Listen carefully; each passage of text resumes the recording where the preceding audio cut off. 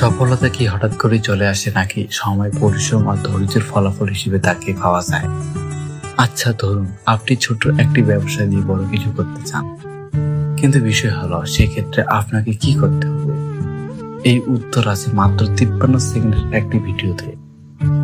সাম্প্রতিক সময়ে সামাজিক যোগাযোগ মাধ্যমে ভাইরাল হওয়া একটি সিনেম্যাটিক ভিডিও যেন এই প্রশ্নের বাস্তব উত্তর খুঁজে দেয়।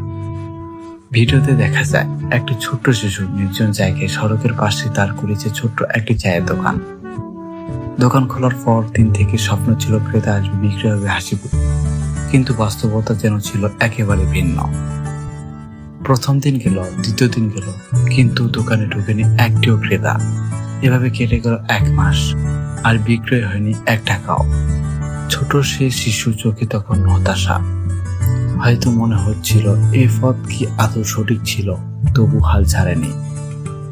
দোকান খোলা থাকতো, প্রতিদিন তাকিয়ে থাকতো শুধু সড়কের দিকে। অবশেষে একদিন প্রায় 40 দিনের মাথায় এক যুবক থামলেন দোকানের সামনে, অর্ডার দিলেন 1 কাপ চায়ের। সেটাই ছিল প্রথম বিক্রি। সেদিন যেন শিশুটি চোখে মুখে আবার ফিরল আলো। এরপর ধীরে ধীরে 2 জন, 4 জন, 6 জন করে ক্রেতা বাড়তে থাকলো। ধৈর্য আর বিশ্বাসের জমতে থাকা তার দোকান।